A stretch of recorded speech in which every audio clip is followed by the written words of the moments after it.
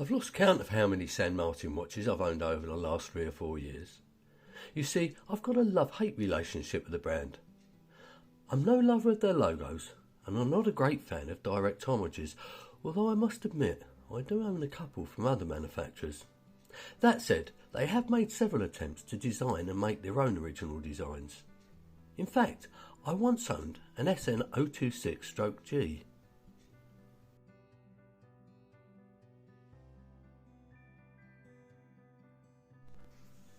Almost everything about the watch was superb, but the fact it was square made it wear very large. I'm convinced if it were 2mm smaller I would still own it to this day.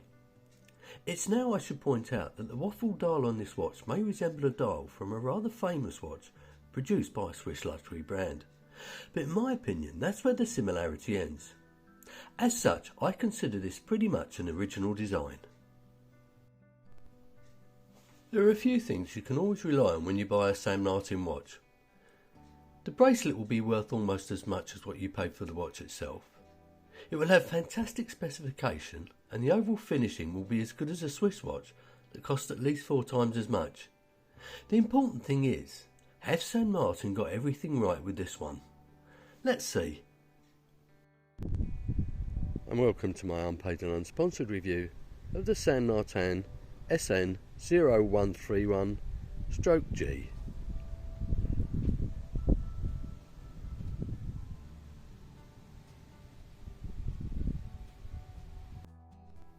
The watch arrived in San Martin's latest rendition of their packaging. It's a rather nice faux leather travel case with a watch cushion inside, some instructions nobody ever reads, a 2-year warranty, a tag, I don't know what I'm going to do with that, and some tools, all free of charge, and there are the spare links. The dimensions are as follows. The case is 39.5mm, the lug width is 20mm, the depth is 11.7mm, which includes the AR coated box sapphire crystal, and the lug to lug is 46.5mm. Now, once adjusted to fit my 17cm wrist, it weighs about 130 grams. In my opinion, the watch wears to size. I think it goes without saying that this is a sports watch, so in my opinion the dimensions are pretty perfect. Now, this may be where they got things slightly wrong. The movement is a Seiko NH35.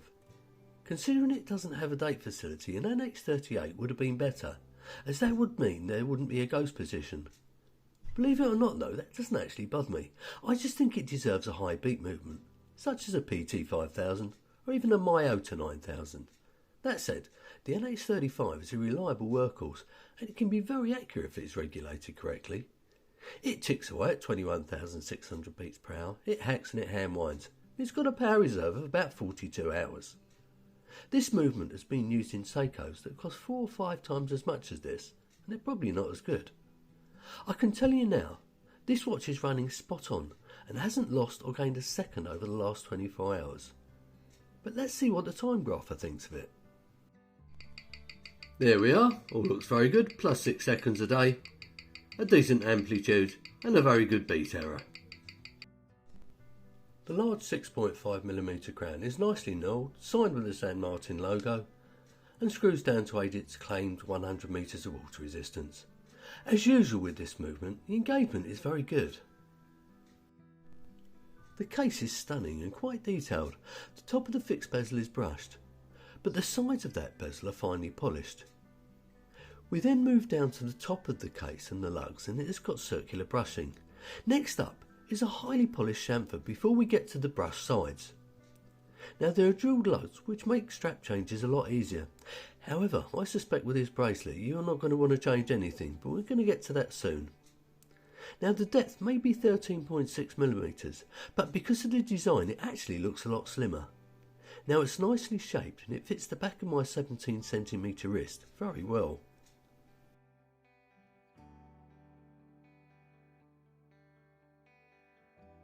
Unfortunately, the case back is sterile, which I can't help feeling is a bit of a cost-saving exercise. Now, companies such as Steel Dive and Addis Dive can give you a really nice case back and they're as cheap as chips. So I'm sure St. Martin can make some sort of effort. That said, you don't see it when you're wearing it, so how important can it be? Now, you better ask that big Swiss brand beginning with R that question.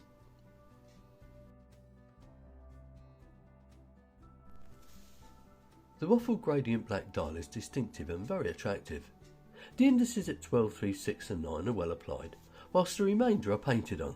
I like that combination, but some people may struggle with it. At the top is a San Martin logo, which as mentioned earlier I'm not the greatest fan of, but I don't hate it either. And above the 6 o'clock it simply reads automatic. I'm a little bit surprised that San Martin haven't offered any other colour options, but I suspect if this is successful they may well do. Look closely and you're going to see that the minute hand is pointed and the hour hand is blunt. I'm sure there are going to be people that don't like that, but I think it's a bit quirky, and I like quirky.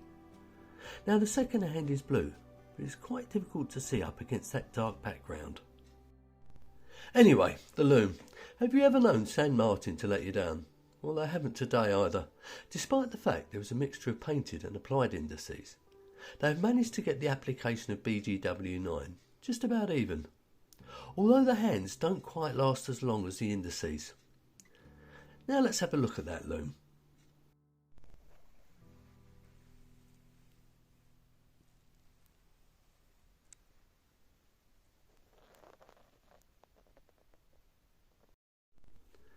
The bracelet and clasp are a work of art, and I'm sure there are watch manufacturers that would charge you more for these than San Martin have for the entire watch. Now the bracelet isn't strictly speaking a beads of rice, nor is it a jubilee or an engineer. For argument's sake though, I'm going to refer to it as a beads of engineer, although that isn't strictly accurate either. Now the solid female end links fit perfectly to the case, and the articulation is excellent. Now this is partly due to the links being separate. Now the bracelet tapers down from 20mm to 16mm, then back up to 17mm for the clasp. The links are held together by nicely engineered screw pins, so adjustment is made easy. Now how often do you see an on-the-fly micro adjustment on a clasp that belongs to a watch of this price? This is in actual fact the first San Martin on-the-fly clasp I've handled. It's very well made, but quite long and not as easy to use as say the Christopher Ward version. Honestly, for the bracelet and clasp, I'll award this watch a 9.5 out of 10. And that isn't even taking into account its very good price, which I'll come to in a minute. Like all watches that come out of China, it's difficult to determine their true full price. I think this has got a list price of over $400, which to be fair would still be quite reasonable. However, it's more likely you're going to end up paying about $250, or even less with a good promo code. Honestly, a high street branded watch made this well with these specifications will cost you between 3 and 4 times as much.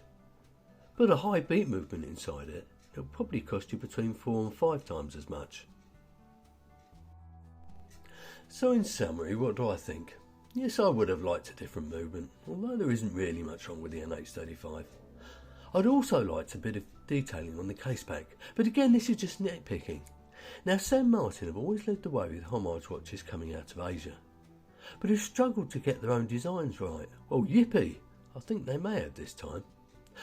I've been reevaluating my collection of late, and watches in general, and whilst I enjoy owning a few more expensive watches and luxury brands, I'm starting to ask myself why.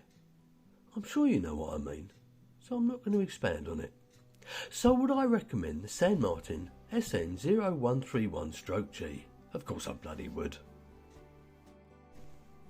So that brings me to the end of this review. So if you've enjoyed it, please click on the like button. Subscribe if you haven't already. Leave your comments below. And enjoy the rest of your day.